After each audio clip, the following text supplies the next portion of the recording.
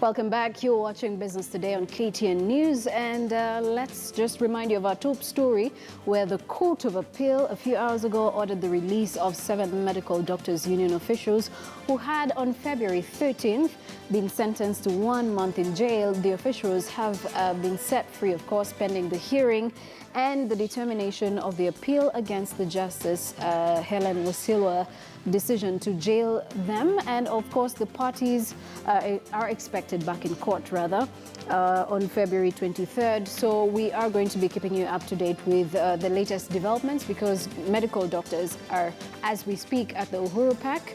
And shortly we'll cross over to them and give you some more updates. But on our Twitter poll question, we're asking, with the doctors' officials freed, do you think the standoff will soon be resolved? With the doctors' officials freed, do you think the standoff will soon be resolved? You can use the hashtag Business Today. Let us know what you think. Our Twitter handle at KTN News. My Twitter handle is at Doreen Biira. Let's now take a look at other business headlines. Clearing agents at the port of Mombasa are piling pressure on the Kenya Revenue Authority to expedite their licensing, saying delays have been costing them business. KIFO members who went on a go-slow 2 days ago now say they will solidify their resolve to paralyze operations at the Port of Mombasa and other entry points. They've been holding a demo there today, and KRA recently said it would instill stringent licensing measures to instill discipline in operations and weed out quacks.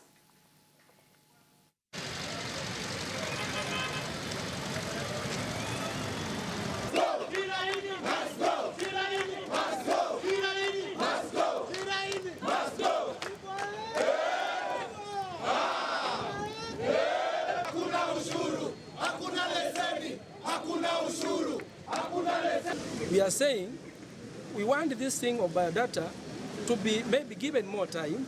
We be issued with the licenses. We continue working as we get to be sensitized with this thing of biodata, because we even don't know what it is. And if there is anything to be done, we believe that right now we are no longer in the analog system whereby nobody would know what we are doing. Right now we are online. Everything is online. If they want to get any information, they can still get it on the system.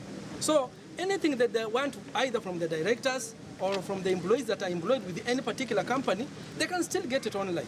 So we believe we are being victims of circumstances of some KRA senior officers who are just greedy, who want just to coordinate, to collude with the big company to eliminate the small companies.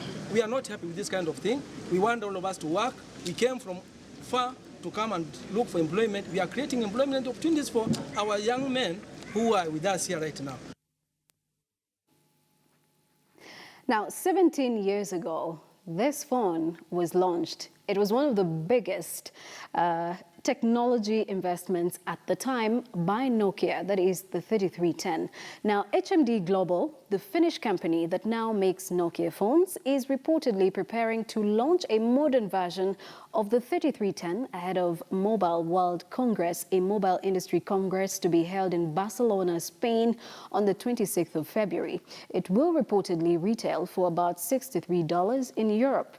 It's not clear when or whether it will launch elsewhere, including Africa. An HMD Global representative declined to comment on rumors or speculation. The Mobile World Congress is scheduled to run from the 27th to the 2nd of March 2017. The Nokia 3310, first launched 17 years ago, has achieved cult status as it was extremely hardy with a great battery and now iconic design, and of course a fast phone for every person who was born, I think, in the 80s. Most of us actually say that was our very first phone. But away from that, Kenya's tea exports to Sudan have received a boost after consignment inspection fees were reduced by 3/4 and the U.S. lifting of sanctions, which were delaying payments on the Horn of Africa country.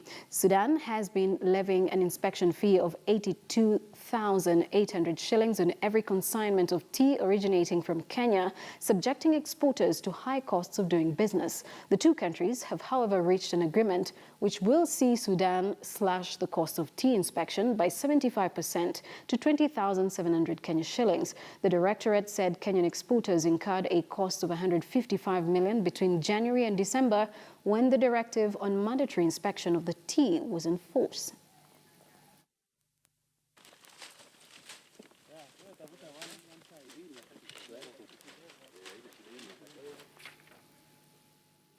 The Kenya Tourism Finance Corporation has entered a partnership with the United Nations that will see hospitality installations receive funding to install energy-saving measures, even as the UN continues to root for sustainable use of power sources.